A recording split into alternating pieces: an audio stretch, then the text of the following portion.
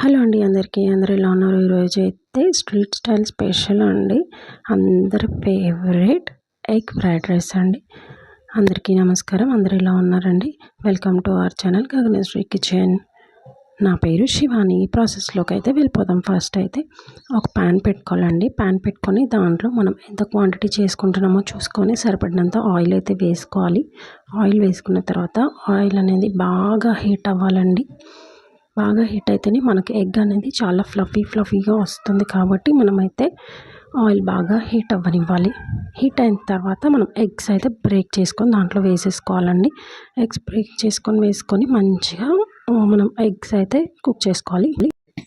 Eggs అయితే మంచిగా cook చేసుకోవాలండి. ఇక్కడ చూస్తున్నాను కదా, ఇలా ఎగ్స్ని మంచిగా చేసుకోవాలి.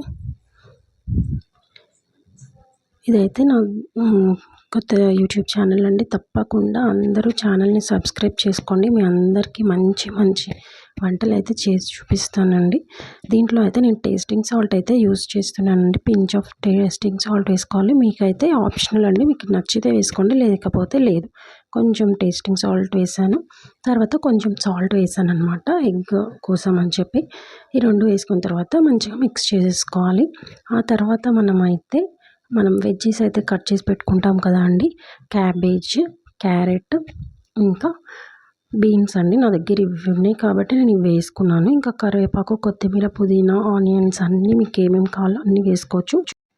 వీటన్నింటిని అయితే మంచిగా హై ఫ్లేమ్ మీదనే చేసుకోవాలండి. ఎప్పుడైనా మనము ఫ్రైడ్ రైస్, స్ట్రీట్ ఫుడ్ చేసుకున్నప్పుడు హై ఫ్లేమ్ మీద చేసుకుంటేనే ఆ స్మోకీ ఫ్లేవర్ అనేది మనం ప్రిపేర్ చేసేదానికైతే వస్తుంది. సో హై ఫ్లేమ్లో మనం టాస్ చేసుకోవాలి. మంచిగా టాస్ చేసుకొని ముందుగా మనం ప్రిపేర్ చేసి పెట్టుకున్న రైస్ ఉంటుంది కదండి. నేనైతే కొంచెం సాల్ట్ వేసుకొని రైస్ వండుకొని పక్కన పెట్టుకున్నాను.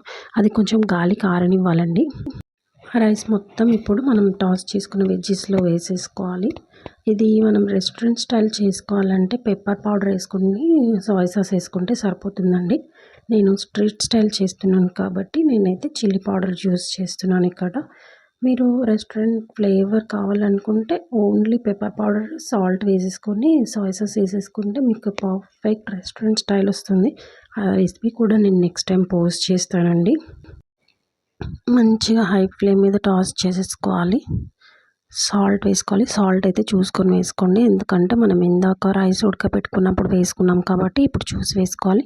చిల్లీ పౌడర్ మీ స్పైస్కి తగ్గట్టు మీరు వేసుకోండి. నేనైతే ఇక్కడ నాకు కావాల్సినంత వేసుకున్నాను. తర్వాత సోయా సాస్ ఒక 2 టీ స్పూన్ల వరకు అయితే వేసుకున్నానండి. ఇంకా మంచిగా టాస్ చేసుకోవాలి. మంచి హై ఫ్లేమ్ మీద చేసుకోవాలండి. సిమ్లో పెడితే మనకి ఆ వెజ్జెస్ అన్నీ మెత్తపడిపోయి టేస్టీగా ఉండదు కాబట్టి హై ఫ్లేమ్ మీదనే వేసుకోవాలి.